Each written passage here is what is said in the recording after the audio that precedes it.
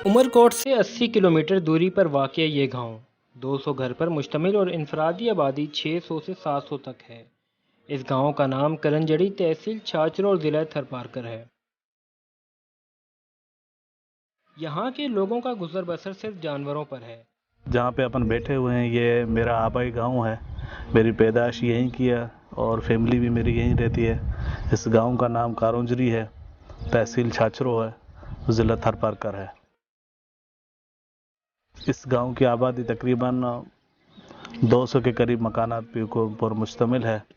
افرادی آبادی آدم شماری جو ہے وہ 650 سے 700 آبادی ہے، اور اس گاؤں میں مسلم بھی رہتے ہیں اور ہندو بھی رہتے ہیں۔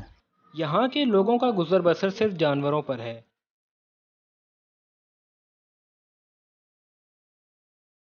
جن گھروں میں ہم رہتے ہیں اسے چورا کہتے ہیں۔ یہ بہت ہوادار اور ٹھنڈا ہوتا ہے۔ شدید دھوپ اور طوفانی بارش بھی اس کمرے پر اثر نہیں کرتی۔ موسم تھرپارکر کا جو ہے وہ جس طرح دوسرے علاقے ہیں ان کی طرح نہیں ہے، بلوچستان سے ملتا جلتا موسم ہے۔ تو یہاں پہ جب بارشیں ہوتی ہے تو کشمیر نما ان کا سما ہو جاتا ہے، اور جب بارشیں نہیں ہوتی ہے اس وقت جو ہے یہاں پہ آزمائشوں سے گزرنا پڑتا ہے۔ پانی کی قلت آ جاتی ہے اور کنویں جو ہیں وہ ان میں پانی سوکھ جاتا ہے، بارش نہ ہونے کی وجہ سے جر کا پانی سوکھ جاتا ہے، اور پھر پانی جو پینے کے لیے عمرکوٹ سے منگوانا پڑتا ہے، جو یہاں سے تقریباً 82 کلومیٹر ہے، وہاں سے منگوانا پڑتا ہے۔ اور اس کے بعد جب دھوپ ہوتی ہے، جون، اب بھی جو مہینہ جون کا شروع ہوا ہے، جون اور جولائی کا مہینے میں گرمی حد سے زیادہ ہوتی ہے۔ میرا نام امیر علی ہے اور میری ذات رائمو ہے۔ میں ضلع تھرپارکر گوٹ چھاچرو کے گاؤں کرنجڑی میں رہتا ہوں۔ میں صبح 5 بجے تک اٹھ جاتا ہوں۔ صبح اٹھ کر سب سے پہلے مویشیوں کو چارہ پانی دیتا ہوں۔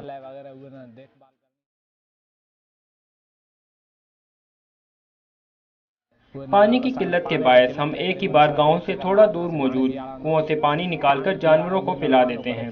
کنویں دور ہونے کے باعث دن میں ایک ہی بار جانوروں کو پانی پلایا جاتا ہے۔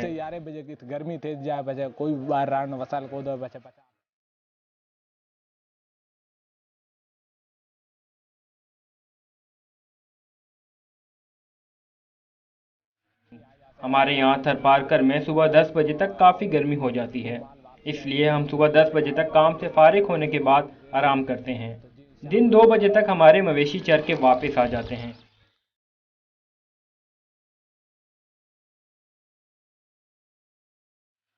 آپ نے ہمارے گاؤں میں جو آپ نے دیکھے ہوں گے گول جو بنے ہوئے کمرے، آپ اس کو کمرہ بھی بولے لیکن ہم اس کا اپنی زبان میں ان کو چورا بولتے ہیں۔ ان کے بڑے فائدے ہیں ماشاءاللہ۔ ایک تو یہ اس کی گول ہم دیوار پہلے بناتے ہیں، پھر اس کے لیے جو ہے وہ بانس کی لکڑیاں لے آتے ہیں شہر سے، ٹھیک ہے، پھر اس کے اوپر جو وہ ہم یہاں کا اپنا گھاس جو ہوتا ہے جس کو ہم کھپ کہتے ہیں اپنی زبان میں، پھر ان کو اکٹھا کرتے ہیں اور پھر رسیاں وغیرہ جو ہے وہ لے آ کر ان کو قابو کرتے ہیں۔ اور جو یہ چورا بنا ہوا ہے جو آپ نے دیکھا ہے، اس کے اندر کتنی بھی باہر دھوپ ہو، کتنی بھی ٹیمپریچر گرم سے گرم ہو، لیکن ان کے اوپر دھوپ نہیں آتی ہے، نہیں، یہ ہوادار ہوتا ہے اور بہت ہی کشادہ ہوادار ہوتا ہے۔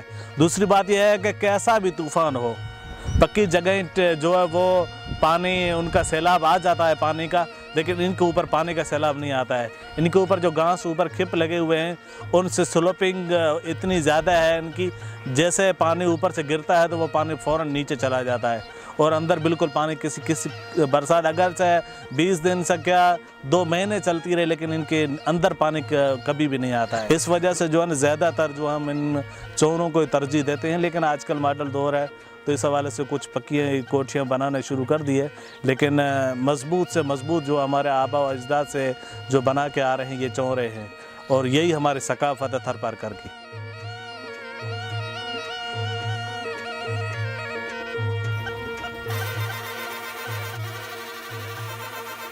ابھی کچھ سال پہلے جو ہے بارش کم برسنا شروع ہوئی ہے، کافی سالوں سے، یعنی 5 سے 7 سال جو ہو گئے ہیں، تو میٹھے پانی کی وجہ سے ہمیں بہت بڑی دشواری ہوئی ہے۔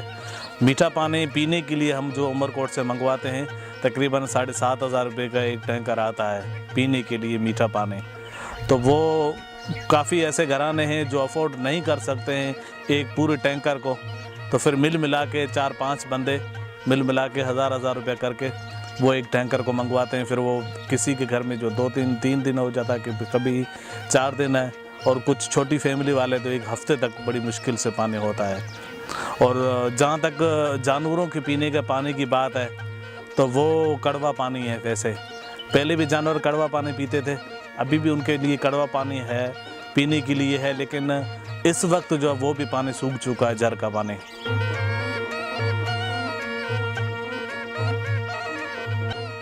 जिस तरह शहरों के अंदर आमदनी के वसाइल हैं, कोई रेडी लगा लेता है, कोई कारोबार कर लेता है, कोई दुकान परचून की दुकान पे हो जाता है, कोई क्या हो जाता है।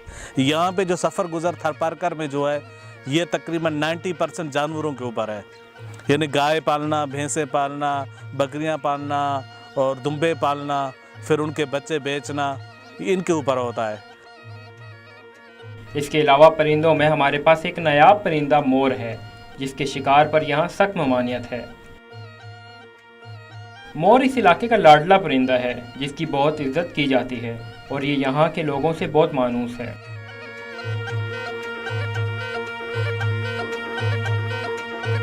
डॉक्टर की सहूलत मौजूद नहीं, अलबत्ता एक मेडिकल टेक्नीशियन है जो सिर्फ फर्स्ट एड तक दे सकता है। इस डिस्पेंसरी को यहाँ ऑपरेट करता हूँ और इधर हम जो पेशेंट आते हैं उनको फर्स्ट एड देते हैं, और जो एमबीबीएस डॉक्टर हैं वो कभी कभी आते हैं टाइम ना होने की वजह से। और इधर तकरीबन डेली हमारी ओपीडी होती है 40 के 50 के लगभग वो ओपीडी होती है। और यहाँ पॉपुलेशन बहुत ज़्यादा है और मेडिसिन जो हमें मिलती है वो थोड़ी कम मिकदार मिलती है। और ये भी शुक्र है, पहले भी इधर हमारे पास हेल्थ की कोई फैसिलिटी नहीं थी, ये भी तुबा वेलफेयर की एक मेहरबानी है जो हमें एक डिस्पेंसरी दी। इसमें ज़्यादातर जो भी लोग आते हैं उन्हें हम इधर फर्स्ट एड देते हैं। हमारे पास रात को कभी कभी इधर इमरजेंसी आती है तो हमारे पास इमरजेंसी की कोई फैसिलिटी नहीं है, ऑक्सीजन वगैरह ऐसा कुछ नहीं है, एम्बुलेंस वगैरह भी नहीं है। और ज़्यादातर हमारे पास यहाँ पेशेंट आते हैं बच्चे, वो खास करके उनमें एनीमिया की बीमारी होती है, वो इसलिए होती है कि इधर विटामिन की कमी है और बच्चे कुछ अच्छा खुराक न मिलने की वजह से उनमें ये बीमारी पाई जाती है। दुनियावी तालीम ना होने के बराबर है, जबकि दीनी तालीम दी जाती है।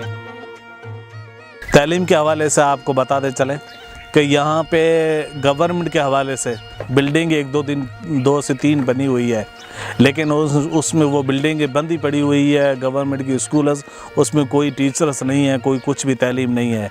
रही बात दीनी हवाले से, तो अल्हम्दुलिल्लाह ये जामा मस्जिद अल-अवन वेलफेयर की तरफ से बनाई है, और यहाँ पे जो है वो मदरसा लगता है, सुबह की भी क्लास लगती है नाजरा की, और कुछ बच्चियाँ जो हैं वो हिफ्ज़ भी कर रही है, और शाम में भी क्लास लगती है। तो वो कारी साहब पढ़ाते हैं माशाल्लाह, निगरानी उसकी मैं करता हूँ। ऊपर हमारे सरपरस्त आला मुफ्ती गुलाम हुसैन सैफ़ी दामद बरकातुहुल आलिया हैं, जो अल-अवन वेलफेयर के सरपरस्त आला हैं। दुनवी तालीम कोई नहीं है हमारे पास, कुछ भी नहीं है, ये न होने के बराबर है, बिल्कुल टीचर कोई भी नहीं है। यहाँ के लोगों को आज भी पानी की किल्लत, बेरोज़गारी और तालीम जैसे ना जाने कितने मसाइल दरपेश हैं, मगर फिर भी ये लोग अपनी ज़िंदगी यहाँ इस उम्मीद पर गुजार रहे हैं कि कभी इनके हालात बदल जाएंगे।